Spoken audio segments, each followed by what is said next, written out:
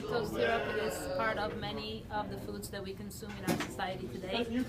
Most of the cereals that the Americans buy contain a high quantity of high-fructose syrup. You can also buy it in different forms. It ends up in your ketchup. It ends up in pancakes. It's one of the ingredients used for most of the breakfast foods. High-fructose corn syrup is a sugar. The ending OSE indicates that it is a sugar which is metabolized in the body. Its digestion begins in the stomach, where there is an enzyme called fructase, which starts breaking down fructose to simple sugars, mainly glucose. Glucose depends on what's going on in your body. Either it gets absorbed by the liver. Its absorption is facilitated by an enzyme, by a hormone produced by the pancreas called insulin. What happens with glucose is taken out of the blood and deposited in your liver in the form of glycogen. Glycogen is stored sugar. Your muscles can also store glycogen, and insulin is what facilitates the movement out of blood into your muscle cells.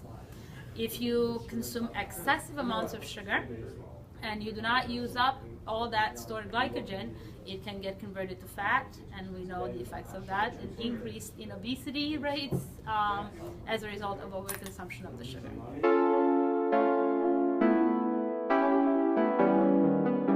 Well, I don't think eliminating high fructose corn syrup is the solution, because it's not just the corn syrup, high fructose corn syrup, that's the problem. If you consume table sugar, which is sucrose, your body goes through the same exact process, and in the end you end up with glycogen, which is stored sugar in your liver cells or in your muscles. So it does not matter what type of sugar you consume, they all get broken down to glucose. The effect is exactly the same. So yes, people should limit the amount of sugar that they eat because of the over-taxing of your digestive system and the problems that you can develop as a result of eating too much sugar, such as diabetes and increased rates of obesity. However, eliminating high fructose corn syrup is not the solution.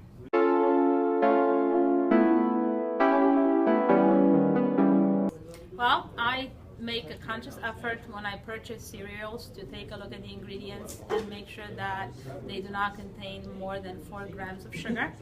And we do try to limit the amount of sugar that we consume throughout the day by increasing the amount of veggies and fruits that we consume. But at the same time, you can't eliminate it altogether.